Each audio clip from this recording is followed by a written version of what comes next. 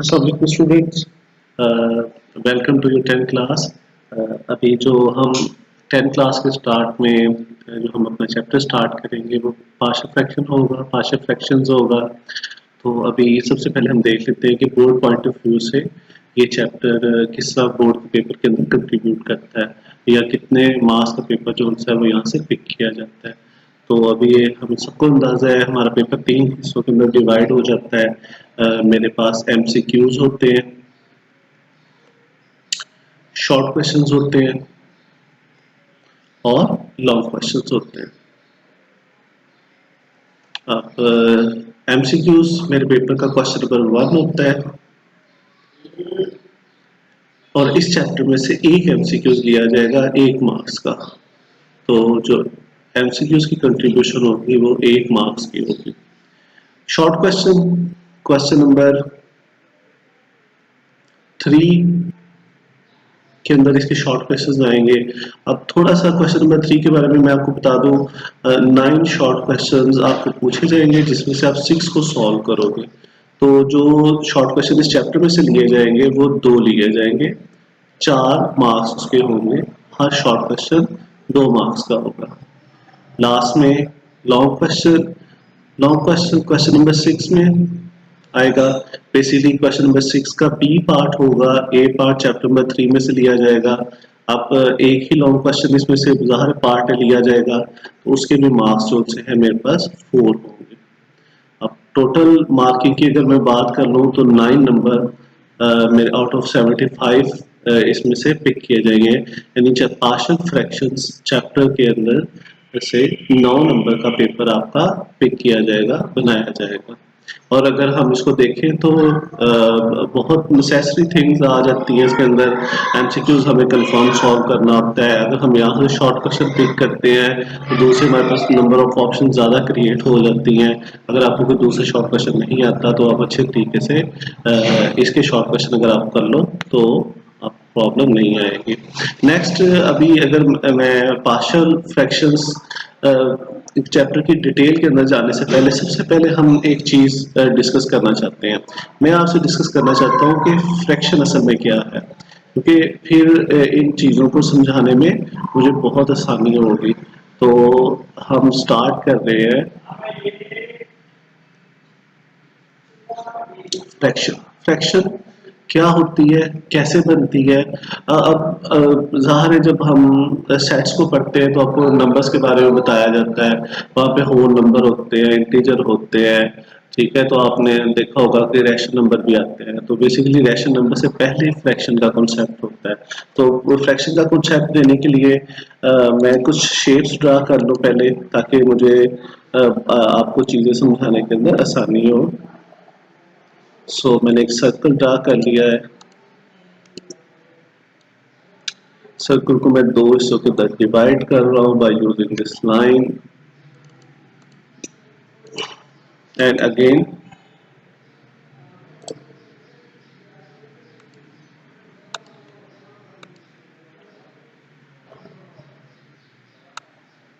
ये मैं इसको टोटल 4 पार्ट्स के अंदर डिवाइड करती है। अभी अगर इस सर्कल को हम थोड़ी देर के लिए पिज्जा कंसिडर कर लेते हैं, तो इस पिज्जे के 4 हिस्से हुए हैं, 1 2 3 और 4। अब अगर इसमें से मैं ये वाला जो हिस्सा है हम खा लेते हैं तो न्यूमेरिकली फिर हमें इस हिस्से को ज़ाहिर करना आना चाहिए। हम इस हिस्से को कैसे ज़ाहिर करेंगे?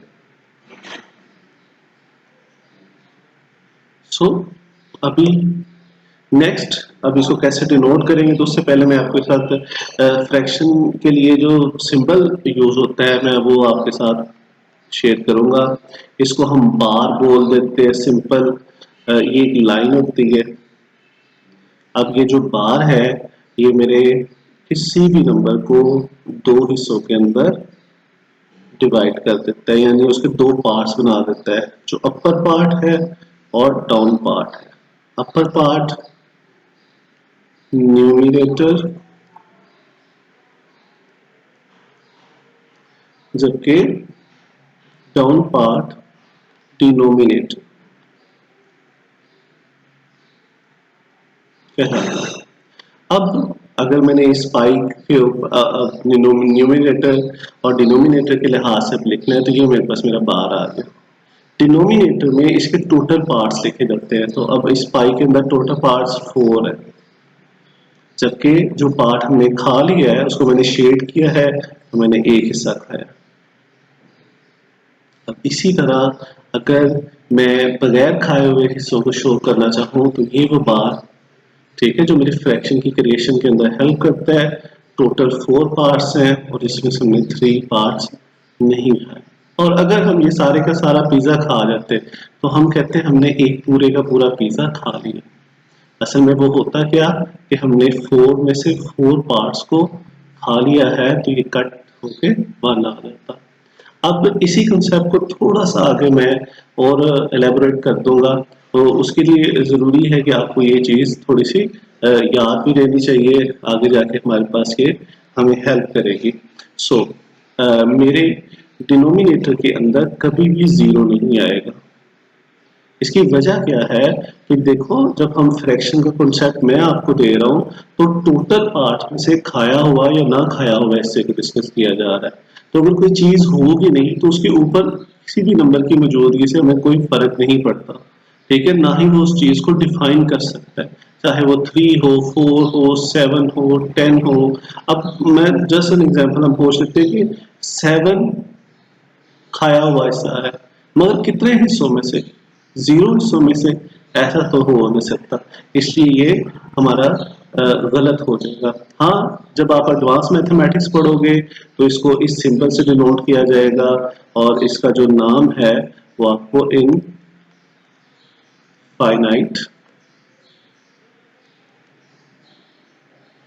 बोला जाएगा, या इन्फिनिटी, इन्फिनिटी भी इसको कह देते हैं, ठीक है। तो ये आप बड़ी क्लासेस में जाकर इसको डिटेल के अंदर डिस्कस कर लोगे। अभी जो मेजर जो आपको कॉन्सेप्ट मेरा फिलहाल देने है की कोशिश मैं कर रहा हूँ, वो फ्रैक्शन को डिस्कस कर रहा हूँ, फ्रैक्शन की क्रिएशन को डिस्कस कर रहा हूँ। और अभी जो मैंने आपके साथ मेजर चीज़ें अभी डिस्कस की हैं वो न्यूमिनेटर और डिनोमिनेटर की क्रिएशन है, वो कहाँ पे प्लेसमेंट होती है और उनको कैसे हम लिंक करते हैं। अब अगर पार्शियल फ्रैक्शन के नेक्स्ट हम जाएं तो मेरे पास रैशनल फ्रैक्शन आ जाती है। अब रैशनल फ्रैक्शन को स्टार्ट करने से पहले अगर आप लोग ये देख रहे हो तो ये आपके पास कुछ एन ऑफ एक्स लिखा हुआ है। अब ये एन ऑफ एक्स क्या होता है? एन ऑफ एक्स का मतलब है कोई अलजेब्रिक पोलिनोमियल। तो जैसे ही आपने अलजेब्रे का नाम सुना होगा तो आपके जहन में फौरन वेरिएबल आ गया होगा। अब वेरिएबल को हम कैसे डिनोट करते हैं? एक्स, वाई, जी, ए, बी, सी। और अगर हम इसको थोड़ा सा और एडवांस लेके जाएं तो ये जब एक सिंपल फॉर्म आ जाएगी जिसके अंदर मैंने एक पोलिनोमियल लिख दिया है। अब इस पोलिनोमियल को या इस लाइन को जिसको मैंने लिखा है इसके अंदर वेरिएबल एक्स है, तो अब यही चीज इसको डिफाइन करती है। पोलिनोमियल को जब हम छोटी क्लास में डिस्कस कर रहे थे तो बहुत कॉमनली पी ऑफ एक्स लिखा जाता था, एक अलजेब्रे की ऐसी स्टेटमेंट जिसके अंदर एक्स वेरिएबल है। इसी तरह अगर मैं लिख देता हूँ जैसे 7y प्लस 3, तो अब मैं इसको बोलूंगा पी ऑफ वाई, यानी एक ऐसी पोलिनोमियल है जिसके अंदर y वेरिएबल है।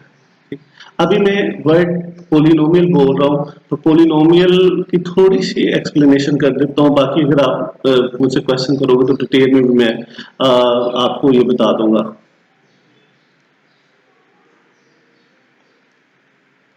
पोलिनोमियल एक अलजेब्रिक ऐसा एक्सप्रेशन जिसमें मौजूद वेरिएबल की जो एक्सपोनेंट है वो कभी भी जीरो नहीं होती, नेगेटिव नहीं होती।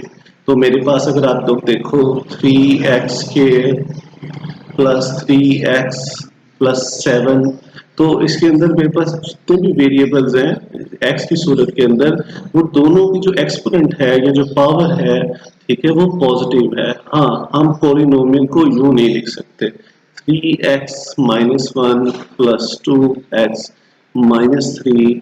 ठीक है, तो ये जो अभी मैंने हिस्सा लिखा है ये पोलिनोमियल नहीं होगा। पोलिनोमियल के अंदर जितने भी वेरिएबल इस्तेमाल हो रहे होंगे सबकी जो पावर है वो मेरे पास पॉजिटिव होगी।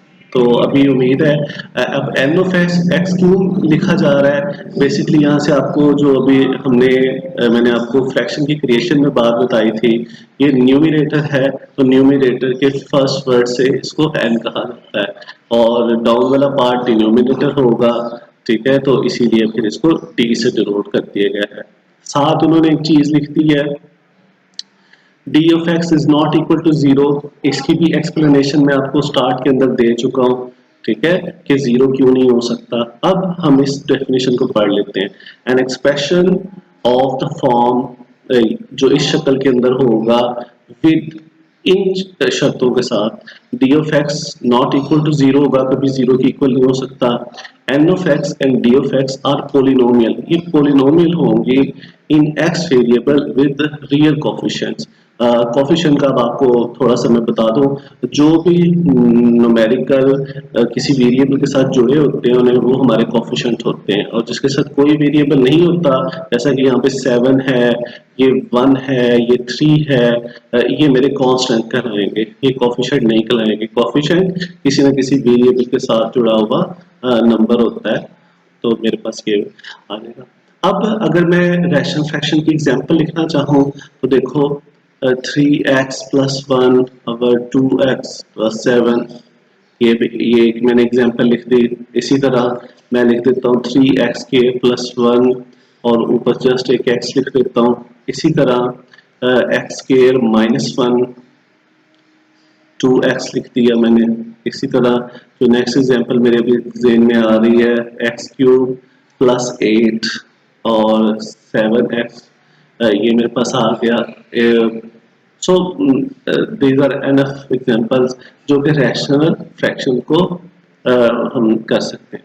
अब छोटी सी चीज अभी हमारे जहन में आई होगी कि ये रैशनल फ्रैक्शन और फ्रैक्शन के अंदर क्या फर्क होता है। मेरे पास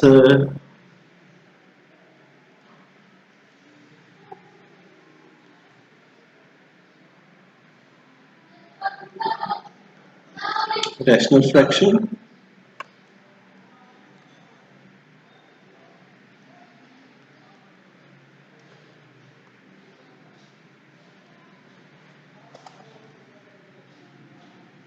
और सिंपल फ्रैक्शन, इनके अंदर हमारे पास क्या डिफरेंस होगा। तो जो फ्रैक्शन है उसके अंदर मेरे पास जो न्यूमरेटर या डिनोमिनेटर है वो कभी भी नेगेटिव नहीं हो सकते, जबकि रैशनल फ्रैक्शन के अंदर ये चीजें हो सकती हैं, दोनों भी हो सकते हैं और इनमें से कोई एक भी नेगेटिव हो सकता है। जैसे मैं -1 ओवर 2 लिख दूं, ठीक है, या मैं लिख दूं 3/-2 लिख दूं, 7/-5 लिख दूं। ठीक है, तो मेरे पास जो रैशनल फ्रैक्शन है उसके अंदर जो मेरे पास पार्ट न्यूमरेटर और डिनोमिनेटर में पड़े होंगे वो नेगेटिव हो सकते हैं, यानी अगर मैं इनको नंबर के टाइप के लिहाज से बोलूं तो ये इंटीजर होंगे।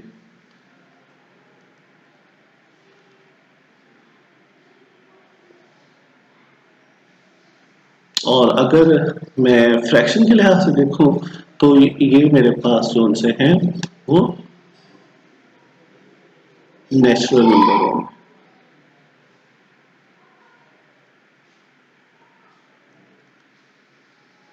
ठीक है, अगर नेचुरल कहने की बजाय मैं अगर मैं होल नंबर लिख दूं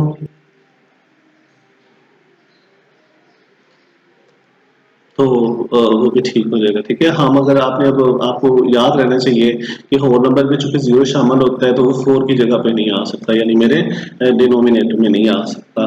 अभी नेक्स्ट जो अभी इस डेफिनेशन को अगर हम दोबारा देख लें तो मेरे पास जो मैंने अभी डेफिनेशन आपके साथ डिस्कस की है वो मेरे पास रैशनल फ्रैक्शन की है। ठीक है, और जो चीज हमने डिस्कस की है, an expression is of the form n of x over d of x with d of x is not equal to 0, n of x and d of x are polynomial in x with real coefficients is called a rational fraction. Next जो हमारे पास definition होगी वो मेरे पास proper fraction की होगी. So proper fraction क्या होती है, अब इसको जरा डिस्कस कर लेते हैं. So proper fraction, a rational fraction with n of x, d of x is not equal to 0 is called n. यहाँ पे n नहीं आएगा, a आएगा. ठीक है, मैंने टाइपिंग के अंदर गलती कर दी है. Proper fraction if degree of numerator polynomial n of x is smaller than the degree of denominator polynomial d of x. So यहाँ पे एक वर्ड आया है ऐसा, ये डिग्री, अगर हम इसको डिफाइन कर लें डिग्री वर्ड को, तो हमारे पास आसानी हो जाएगी डेफिनेशन को भी समझने के अंदर और बाकी चीजों को भी. सो तो वर्ड डिग्री का क्या मतलब होता है, ये हमें क्या क्या चीजें. अब डिग्री बेसिकली पावर या एक्सपोनेंट से ही लिया गया है वर्ड. ठीक है, मगर डिग्री की प्रॉपर डेफिनेशन के अंदर थोड़ा सा फर्क होता है. जो एक्सपोनेंट है वो मेरे पास नेगेटिव हो सकती है, जबकि जो डिग्री है वो नेगेटिव नहीं हो सकती. ठीक है, अब अगर मैं -3 को देखूं तो ये एक एक्सपोनेंट है. इसी तरह अगर मैं सिंपल 3 को देखूं तो ये भी एक एक्सपोनेंट हो सकती है. मगर डिग्री को मेंशन करते हुए, डिग्री को आप बताते हुए, आप कभी भी नेगेटिविटी को लेके नहीं आओगे. ठीक है, तो अभी थोड़ी देर पहले जब मैं आपको पॉलिनोमियल के बारे में बता रहा था तो वहां पे भी मैंने आपको बताया था कि मेरे जो वेरिएबल इस्तेमाल होंगे एक्सप्रेशन के अंदर तो वो नेगेटिव उनकी पावर नहीं होगी. तो यही चीज अब वहां पे आ गई. तो पॉलिनोमियल की जो जितनी भी पावर्स होंगी उनको मैं डिग्री बोलूंगा. तो डिग्री पावर एक्सपोनेंट ही है मगर ये नॉन नेगेटिव होगी. ठीक है, यानी पॉजिटिव इंटीजर्स होंगे इसके अंदर, तो मेरी पावर के अंदर पॉजिटिव इंटीजर होंगे, नेगेटिव इंटीजर नहीं होंगे. सो अब यहीं से अब हमें थोड़ा सा इसको ले लेते हैं. तो हमें एक प्रॉपर फ्रैक्शन ऐसी फ्रैक्शन होगी जिसके अंदर जो न्यूमिनेटर की डिग्री है वो स्मॉलर होगी डिनोमिनेटर की डिग्री से. तो सबसे पहले हम इसको एक एग्जांपल लिख लेते हैं जिससे हमें समझने के अंदर आसानी होगी.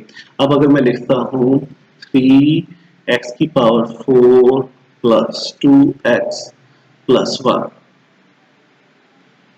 और ऊपर मैं लिख देता हूँ 2x प्लस 1. अब जाहिर है ये एक मेरे पास रैशनल फ्रैक्शन है. अब ये रैशनल फ्रैक्शन प्रॉपर फ्रैक्शन अब कैसे होगी, तो हम अपनी हाईएस्ट पावर देखेंगे न्यूमरेटर में भी और डिनोमिनेटर में भी. तो अगर मैं अपनी हाईएस्ट पावर यहाँ पे चेक करता हूँ तो मेरे पास ये x है और इसकी पावर हाईएस्ट 1 है. तो यहाँ पे जो ऊपर मेरे पास न्यूमरेटर के अंदर जो पावर है हाईएस्ट वो 1 है, जबकि अगर मैं डिनोमिनेटर में देखूं तो मेरी हाईएस्ट पावर 4 है. तो अभी अब उस डेफिनेशन के हम वापस जाते हैं. एक proper fraction if degree of numerator, यानी न्यूमरेटर की जो डिग्री है वो 1 है अभी, इज स्मॉलर, ये स्मॉलर होगी इस 4 नंबर से to the degree of denominator polynomial, जो पॉलिनोमियल डिनोमिनेटर में लिखी जाएगी उसकी डिग्री से. यानी जो न्यूमरेटर की डिग्री होगी वो स्मॉल साइज की होगी विद रिस्पेक्ट टू डिनोमिनेटर की डिग्री से. तो तब हम इसको प्रॉपर फ्रैक्शन बोलेंगे. इसी तरह अगर मैं लिख दूं 7x अवर x स्क्वायर माइनस 1, तो अब अगर आप लोग देखो तो ऊपर डिग्री 1 है जबकि नीचे डिग्री 2 है, तो ये भी एक प्रॉपर फ्रैक्शन हो जाएगी. इसी तरह इसको थोड़ा सा कॉम्प्लेक्स कर दिया जाता है, जैसा कि अभी मैं 3x plus 2 by x plus 1 और x प्लस 3 लिख दूं. ठीक है, तो अब इसको फिर मैं कैसे चेक करूंगा. यहाँ पे तो देखो मैंने बहुत सिंपल एग्जांपल लिखी थी, हमने फौरन से देख लिया. तो अब मैं जिस जगह पे भी जरूरत होगी मैं उसको सिंपलीफाई कर लूंगा. तो अब देखो यहाँ पे मेरे पास दो ब्रैकेट्स हैं जो आपस में मल्टीप्लाई हो रही हैं, तो मैं सबसे पहले इनको मल्टीप्लाई कर लूंगा. ठीक है, तो मल्टीप्लिकेशन का प्रोसेस अगर आपको आता है तो वेल एंड गुड, नहीं तो आप इसकी प्रैक्टिस करो। अब मैं इसको जल्दी से यहाँ पे मल्टीप्लाई कर दूंगा। तो मेरे पास आ जाएगा x ये वाला वेरिएबल और बाकी की सारी ब्रैकेट मेरे पास थी +1 और फिर दोबारा से, यानी इस ब्रैकेट के अंदर जितने भी मेरे पास टर्म्स थी उनके साथ अलग अलग मैंने ये वाली पूरी की पूरी ब्रैकेट लिख दी है। पहले x के साथ इसको लिखा, फिर 1 के साथ लिखा। तो x के +3x +1x +3। तो अगर मैं इसको मजीद थोड़ा सा सिंप्लीफाई कर लेता हूँ तो ये मेरे पास आ जाएगा 4x +3। तो अब मैं यहाँ पे x के +4x +3 3x/2। सो अब अगर आप थोड़ी देर के लिए खुद गैस कर लो जहन में तो अच्छा है, नहीं तो अभी मैं थोड़ी देर बाद आंसर कर देता हूँ। सो जरा देखो कि आपके जहन में ये प्रॉपर फ्रैक्शन है या नहीं है। So 5 seconds, 1, 2, 3, 4 and 5। So अगर आपने जहन में ये बात सोची है कि ये फ्रैक्शन मेरे पास एक प्रॉपर फ्रैक्शन है तो आपने बिल्कुल दुरुस्त सोचा है। सो आई होप सो कि जो तरीका आपने इस्तेमाल किया होगा वो यही किया होगा। तो सबसे पहले न्यूमरेटर के अंदर पड़ी हुई पोलिनोमियल की हाईएस्ट पावर देखी होगी जो कि 1 है, या डिग्री में इसको बोल दूंगा। इसी तरह जो डिनोमिनेटर में पावर है वो मेरे पास 2 है, मेरी डिग्री 2 है, और जो 1 है स्मॉलर देन 2, तो ये मेरे पास एक प्रॉपर फ्रैक्शन। नेक्स्ट डेफिनेशन, इस डेफिनेशन को एक दफा हम रिपीट कर लें, फिर हम नेक्स्ट अपनी डेफिनेशन की तरफ जाते हैं। सो मेरे पास a rational fraction n of x over d of x with d of x not equal to 0 is called a proper fraction if अगर degree of numerator polynomial n of x is smaller to the degree of denominator polynomial d of x। अगर n of x की degree d of x की degree से छोटी होगी तो तब मैं उसको एक प्रॉपर फ्रैक्शन बोलूंगा। सादा कॉन्सेप्ट जो अगर आपने ज़हन में हमने रखना है तो जो ऊपर वाली हिस्सा होगा उसके अंदर जो हाईएस्ट पावर है वो छोटी होनी चाहिए नीचे वाले हिस्से की हाईएस्ट पावर से। सो अभी नेक्स्ट हमारे पास जो डेफिनेशन है वो मेरे पास आ जाएगी improper fraction की। So a rational fraction n of x over dx d of x with d of x not equal to 0 is an improper fraction if degree of numerator polynomial is greater or equal to the degree of denominator polynomial। तो अब ये जो भी हम proper fraction के अंदर बात कर रहे थे उसका उलट हो गया। अब क्या हो रहा है कि जो न्यूमरेटर के अंदर पावर है वो बड़ी हो जाएगी। सो 3x + 7 मैंने लिख दिया, x की पावर 5 + 2 ओवर x³ + 1। सो अगर हम ऊपर वाले एग्जांपल को थोड़ा सा दोबारा देख लें तो अगर आप देखो कि इसके अंदर जो मेरे पास न्यूमरेटर की पावर थी वो छोटी जबकि डिनोमिनेटर की बड़ी थी, जबकि अगर मैं इम्प्रॉपर की बात कर रहा हूँ तो उसमें मेरे जो न्यूमरेटर है उसकी पावर हाईएस्ट 7 हो गई और जो नीचे हाईएस्ट पावर है वो 3 हो गई। तो ये अब मेरे पास एक इम्प्रॉपर फ्रैक्शन आ जाएगी। हाँ, यहाँ पे एक छोटी सी और भी चीज लिखी हुई है, और इक्वल। अगर ये पावर इक्वल भी हो जाती है तो तब भी ये इम्प्रॉपर होगी। मसलन एग्जांपल के तौर पे मैं लिख देता हूँ 3x² + 1 ओवर x² - 1। सो अगर आप देखो तो ऊपर हाईएस्ट पावर 2 है और नीचे भी डिनोमिनेटर के अंदर भी हाईएस्ट पावर 2 है। तो इस सूरत में भी ये जो फ्रैक्शन मैंने लिखी है इसको हम इम्प्रॉपर फ्रैक्शन बोल लेंगे। सो अगर हम प्रॉपर फ्रैक्शन की तरफ जाते हैं तो मेरे न्यूमरेटर के अंदर जो पावर है वो छोटी होगी, डिनोमिनेटर की पावर बड़ी होगी। मगर जब हम इम्प्रॉपर फ्रैक्शन की बात करेंगे तो मेरे पास जो न्यूमरेटर है उसकी पावर बड़ी होगी या उसके बराबर होगी डिनोमिनेटर के। जो मेरे न्यूमिनेटर की पावर है वो डिनोमिनेटर की या तो बराबर होगी या उससे बड़ी होगी, तो तब मैं इसको इम्प्रॉपर फ्रैक्शन कहूँगा। अच्छा, अगर आप सिंपल मैथमेटिक्स में फ्रैक्शंस को डिस्कस कर रहे होते तो मैं जस्ट एन एग्जांपल ले लूँ, 2/3, 3, 5/3, ठीक है, और 1 इंटू 2/3,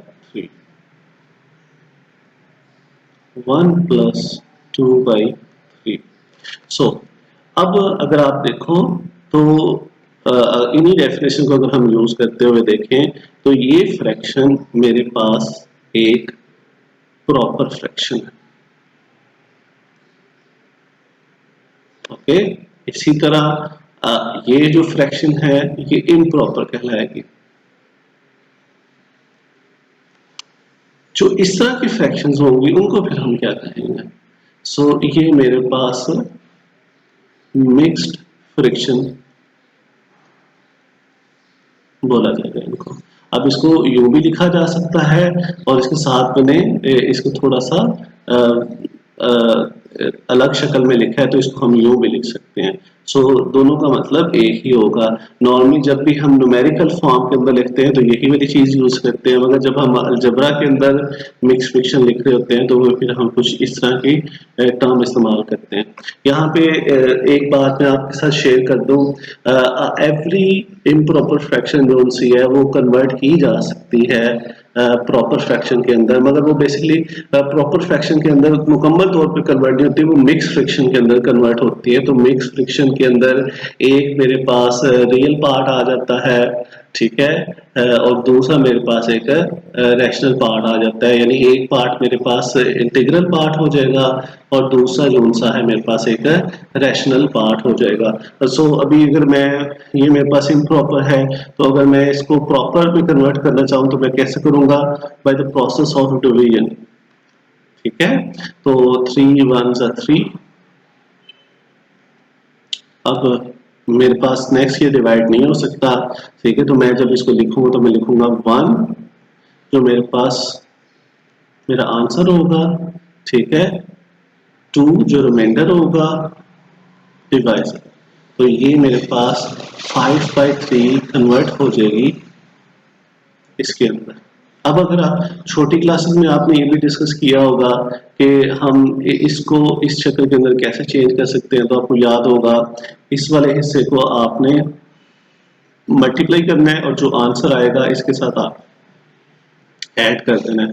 तो 3 1 3 प्लस 2 5, तो ये मेरे पास 5/3 दोबारा आ जाएगा। अब इसी तरह मैंने इसकी दूसरी शक्ल ये लिखी है, तो 1 प्लस 2/3, तो यहाँ पे फिर हम इसका एलसीएम ले लेंगे 3। अब चूंकि इसके नीचे कोई नंबर नहीं है तो ये 3 डायरेक्ट उसके साथ ऊपर जाके मल्टीप्लाई हो जाएगा, तो यहाँ पे मेरे पास 2 आ जाएगा, तो 5/3 ये मेरे पास आंसर आ जाएगा। इसी तरह अगर आप नेक्स्ट देखो तो मेरे पास 10/3 एक इम्प्रॉपर फ्रैक्शन है, और ये फ्रैक्शन को अब मैं कैसे कन्वर्ट कर दूंगा मिक्स के अंदर, ठीक है, तो मेरे पास 10 डिवाइडेड बाई 3, 3 3 9, 1, सो 3 1/3। सो ये मेरे पास एक्सप्रेशन कितना चेंज होगा। सो यहाँ पे एक छोटी सी चीज जो अभी आपकी याद रखने वाली है, आगे हम लॉन्ग क्वेश्चंस के अंदर इसको काम भी आएगा हमारा। एवरी इम्प्रॉपर फ्रैक्शन कन्वर्ट हो सकती है प्रॉपर के अंदर, ठीक है, या मिक्स फ्रैक्शन के अंदर, ठीक है। तो उसमें से क्या प्रोसेस हम इस्तेमाल करते हैं, तो हम डिवीजन का प्रोसेस इस्तेमाल करते हैं। नेक्स्ट डेफिनेशन हमारे पास आइडेंटिटी है। आइडेंटिटी अगर हम इसकी मैं ऊपर वाली डेफिनेशन एक दफा आपके साथ रिपीट कर दूं, सो फिर नेक्स्ट हम जाएंगे। So our rational fraction n of x over d of x, where d of x is not equal to 0, is called an improper fraction if अब अगर की बात हो गई, अब क्या शर्त है, degree of numerator polynomial n of x is greater or equal to the degree of denominator polynomial d of x, यानी जो न्यूमिनेटर की डिग्री होगी वो डिनोमिनेटर की डिग्री से या तो बड़ी होगी या उसके बराबर में होगी. सो नेक्स्ट डेफिनेशन हमारे पास आ जाएगी आइडेंटिटी की. Identity an equation which is satisfied by all the value of the variable involve.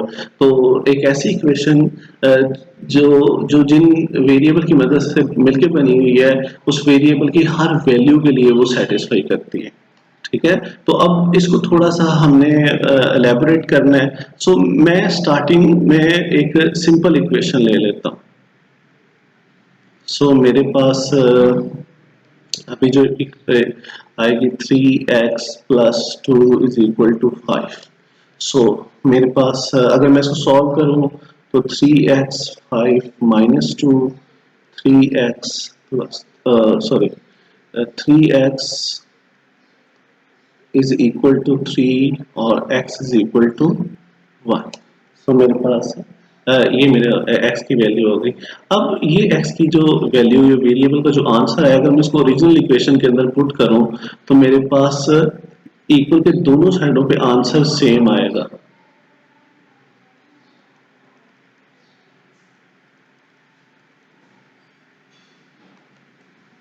मगर तो फिर आइडेंटिटी क्या होगी, आइडेंटिटी की इक्वेशन कैसे होगी, उसकी इक्वेशन कुछ इस तरह की होगी.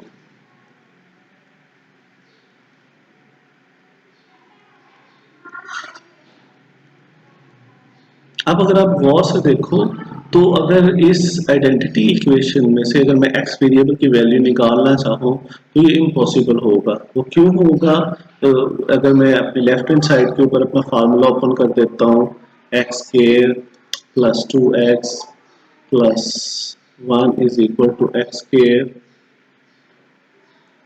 2x plus 1. अब मैं सारे टर्म को उठा के एक साइड पे ले आऊंगा.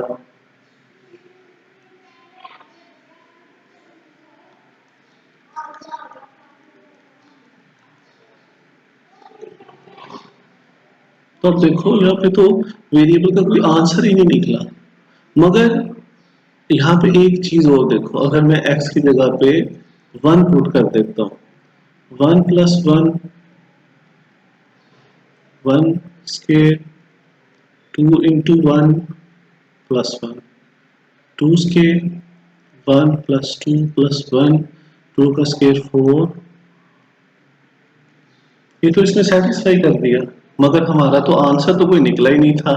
x की वैल्यू 1 कैसे आई, तो यहाँ पे अगर आप देख सकते हो तो ये तो इम्पॉसिबल सी बात है. अब इसी तरह हम इसकी एक और वैल्यू से चेक कर लेते हैं. मैं x की जगह पे 3 पुट कर देता हूँ, 3 plus 1 3 square plus 2 into 3 plus 1 4 square 9 6 plus 1 16 और 9 और 1 10 and 6 again satisfied. So अब थोड़ा सा हम इसको बाइंड करते हैं. तो यहाँ पे मैं आपको एक बहुत सिंपल कॉन्सेप्ट देने वाला हूँ, मैं डिटेल के अंदर नहीं जाने वाला. वो आप डिटेल जब आप इक्वेशन की क्रिएशन अगर आपने पढ़ी है या नेक्स्ट जाके आप पढ़ोगे तो वहाँ पे मे भी आप ये सारी चीज़ें डिटेल के अंदर डिस्कस कर लो. मगर इक्वेशन एक ऐसी एक्सप्रेशन होगा अलजेब्रा के अंदर जिसके अंदर वेरिएबल की कोई ना कोई वैल्यू निकलेगी और वो वैल्यू अपनी ओरिजिनल इक्वेशन को सेटिस्फाई करेगी. हाँ, अगर सेटिस्फाई नहीं करती तो ये इसको एक्सट्रोनियस रूट बोला जाएगा.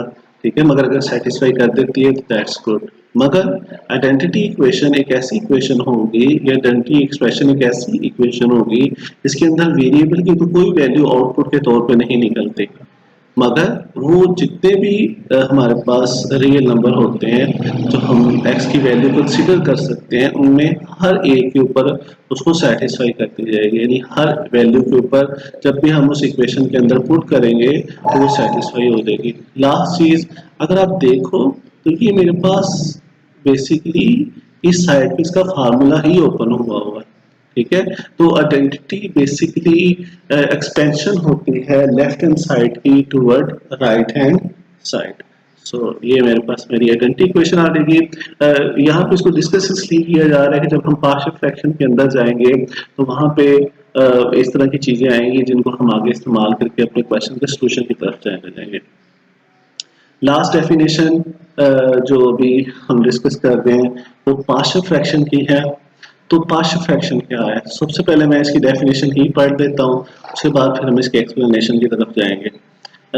The process of resolution of resultant fraction into its parts or component is called partial fraction। Process वो तरीका और रेजोल्यूशन रिजॉल्व करना, किसी को वापस अपनी शक्ल के अंदर लेके आना ऑफ रिजल्टेंट फ्रैक्शन जो हमें रिजल्ट की सूरत में आई हुई है, इनटू इट्स पार्ट्स, इसके छोटे छोटे हिस्सों के अंदर, या उनको हम कंपोनेंट का नाम दे देंगे, इसका पार्शियल फ्रैक्शन। तो पार्शियल फ्रैक्शन एक ऐसा प्रोसेस है जिसके अंदर हमारे पास रिजल्टेंट फ्रैक्शन होगी, ठीक है, और इससे हम अपनी ओरिजिनल फ्रैक्शंस की तरफ जाएंगे जिनको हम पार्ट्स, कंपोनेंट्स या पार्शियल फ्रैक्शन बोलेंगे। तो मैं सबसे पहले इसकी एग्जांपल नंबर्स की सूरत में लूंगा।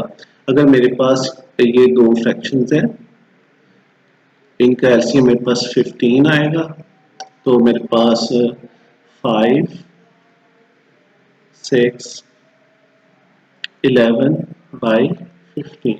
सो अब ये फ्रैक्शन जो सी है मेरे पास रिजल्टेंट फ्रैक्शन कहलाएगी, और यही जो फ्रैक्शन है ये आपको क्वेश्चन के अंदर दी जाएगी। अब पार्शियल फ्रैक्शन क्या है, ये वो तरीका है जिससे हम आंसर वाली फ्रैक्शन को इसके अंदर कन्वर्ट कर देंगे। इसी तरह अभी फॉर एग्जांपल मैं कंसिडर कर लेता हूँ 6 बाई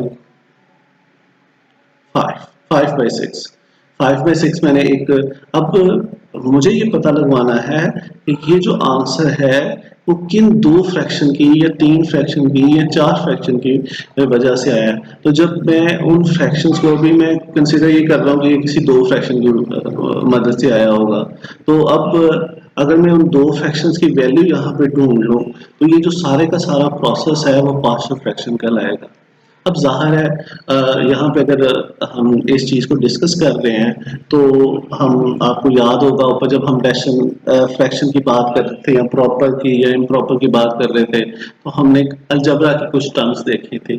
तो अब यहाँ पे अलजबरा ही की सूरत में सारी की सारी चीज़ें जो हैं वो डिस्कस होंगी। सो अभी अगर हम देखें तो मैं अलजबरा की फॉर्म में कुछ चीज़ें लिखना चाहूँगा, तो मैं लिख देता हूँ एक्स स्क्वायर -1 3x + 1। तो ये एक मेरे पास रिजल्टेंट फ्रैक्शन है, इसको मैंने अपनी ओरिजिनल फ्रैक्शन की तरफ लेके जाना है। इसी तरह मैं एग्जांपल के तौर पे लिख देता हूँ x + 1 x + 7 2x।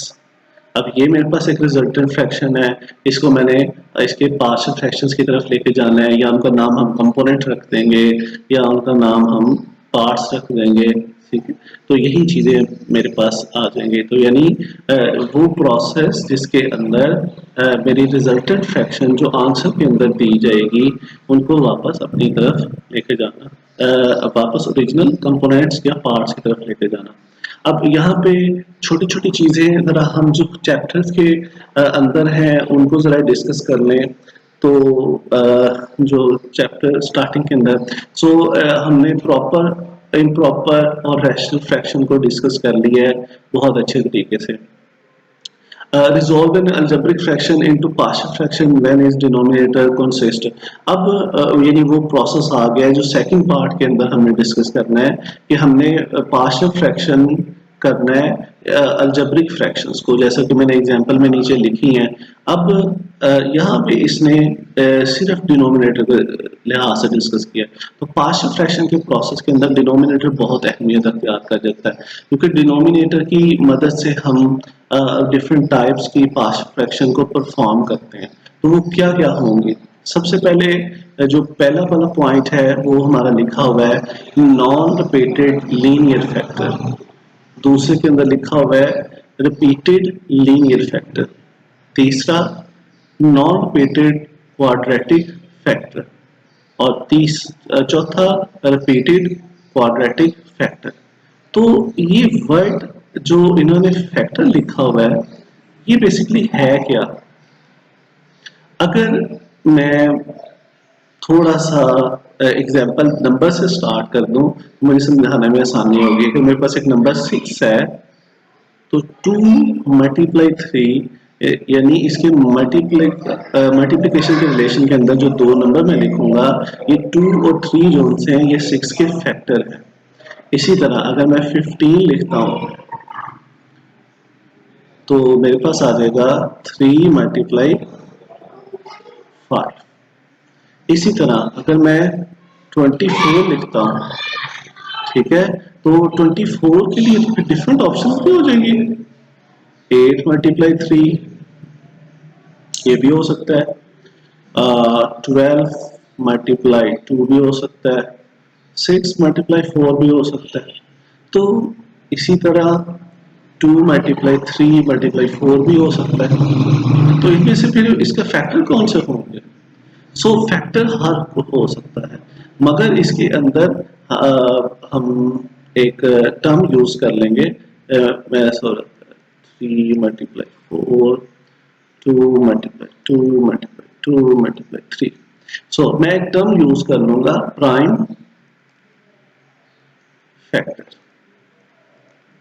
Prime factor से मतलब यानी वो फैक्टर जो आगे मजीद दो नंबरों के अंदर डिस्ट्रीब्यूट ना हो सके। अब मैं इसको फैक्टर तो कह सकता हूँ मगर ये प्राइम फैक्टर नहीं बनेंगे। ये भी प्राइम फैक्टर नहीं होगा, ये भी प्राइम फैक्टर नहीं होगा, मगर ये भी प्राइम फैक्टर नहीं होगा। मगर अगर मैं इन नंबरों को डिस्कस करूँ तो ये मेरे पास प्राइम फैक्टर्स होंगे, क्योंकि जो मेरे पास 2 2 2 और 3 है इसको मजीद आगे मैं नंबर्स के अंदर डिवाइड नहीं कर सकता, मल्टीपल की सूरत में नहीं लिख सकता। जबकि 8 को मैं लिख सकता हूँ, मैं 8 की जगह पे 2 मल्टीप्लाई 4 मल्टीप्लाई 3 भी लिख सकता हूँ और लास्ट रिजल्ट मेरे पास आ जाएगा 2 मल्टीप्लाई 2 मल्टीप्लाई 3। सो ये मेरे पास प्राइम फैक्टर्स होंगे। अब यहाँ पे भी इन्होंने फैक्टर्स की बात की है, ठीक है, तो फैक्टर फिर अलजबरा के लिहाज से फैक्टराइजेशन की सूरत में होंगे। ठीक है, तो अभी अगर मैं आपको छोटी छोटी एग्जांपल दे दूं, छोटी सी बस, अगर मैं लिख दूं एक्स के -4, तो अब जब मैं इसके प्राइम फैक्टर्स लिखूंगा या मैं अब नॉर्मली मैं फैक्टर का लफ्ज ये भी इस्तेमाल करूंगा, तो मैं लिखूंगा x + 2 x - 2। तो ये मेरे पास इसके ये दोनों इसके फैक्टर्स हो जाएंगे। अब ये जो दोनों फैक्टर हैं ये लीनियर फैक्टर है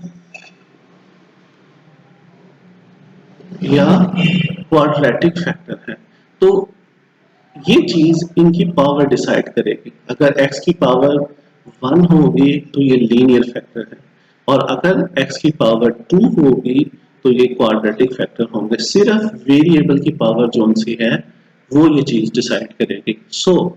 तो पहला जो पार्ट हम नॉन रिपीटेड लीनियर फैक्टर की बात कर रहे हैं, तो वहां पे दो फैक्टर होंगे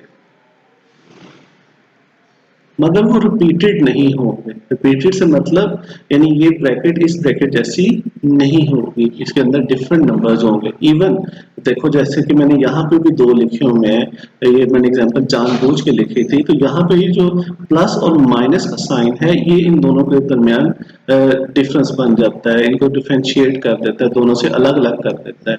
इसी तरह रिपीटेड फैक्टर के अंदर क्या होगा, कोई एक फैक्टर जो सा है वो 2 दफा आ रहा होगा। तो अब देखो इन तीनों में से जो x + 1 है वो 2 दफा आ रहा है, यानी यहाँ पे अगर मैं ये वाली एग्जांपल के अंदर आपको डिस्कस करूं तो जो 2 है वो रिपीटेड फैक्टर होगा। ठीक है, तो इसके अंदर x + 1 रिपीटेड फैक्टर होगा। तो अब आपकी बुक पे इसको कुछ इस तरह से लिखा जाएगा, तो इससे आप अंदाजा लगा लोगे कि ये जो है ये मेरे पास रिपीटेड फैक्टर है। लास्ट सेकंड लास्ट हमारे पास क्वाड्रेटिक फैक्टर है, x square plus 1 x plus 1। इसके अंदर x की पावर 2 आ गई, तो ये मेरे पास क्वाड्रेटिक फैक्टर है, तो इसको मैंने ये x की पावर 2 आ जाएगी। अच्छा, दोनों क्वाड्रेटिक होना जरूरी नहीं है, दोनों क्वाड्रेटिक भी हो सकते हैं, एक लीनियर और एक क्वाड्रेटिक भी हो सकता है, जो थर्ड वाली ऑप्शन है। इसी तरह जो रिपीटेड क्वाड्रेटिक फैक्टर होंगे वो बिल्कुल ऊपर वाले कॉन्सेप्ट की तरह एक्स के प्लस 1 एक्स प्लस 1, तो अभी आप देखो कि ये जो है मेरे पास रिपीटेड क्वाड्रेटिक फैक्टर आ गया। अब यहाँ पे लास्ट एक छोटी सी चीज डिस्कस करने के बाद अभी हम अपना लेक्चर को खत्म करेंगे। अगर मैं देखूं इसमें और इसमें क्या फर्क है, ये वाली जो मेरे पास फैक्टर है ये मजीद फैक्टराइज नहीं हो सकता, ये बिल्कुल इसी तरह है जैसे ये 2 यहाँ पे पड़ा हुआ है, इस जगह पे ये वाले 2 की ये वाले 2 की आप बात कर लो, मगर ये भी फैक्टराइज हो सकता है बाय यूजिंग डिफरेंस फार्मूला। तो ये एग्जांपल फिर मेरे इन फैक्टर्स की तरह आ गई है, तो जब मैं इसको यूं लिख लूंगा x प्लस 1 x माइनस 1, तो ये फिर क्वाड्रेटिक फैक्टर नहीं रहेगा। तो यानी जब आप अपने फैक्टर्स को देख रहे होते हो तो वहां पे आप लोग इस शर्त को भी अपने जहन में रखोगे क्या वो उसका फर्दर फैक्टराइजेशन हो सकती है या नहीं हो सकती। इसी तरह अगर मैं अपनी लास्ट एग्जांपल जो सी है मैं लिख दूं तो मेरे पास आ जाएगा एक्स क्यूब प्लस 1। अब आपको याद अगर आपके जहन में है ए क्यूब प्लस बी क्यूब वाला फार्मूला, तो ये बिल्कुल उसी की एक्सपेंशन होने वाली है। तो A plus B A square, sorry मैंने एक साइन गलत लिख दिया, A square minus A B plus B square. So यहाँ पे X plus 1 X square minus X plus 1।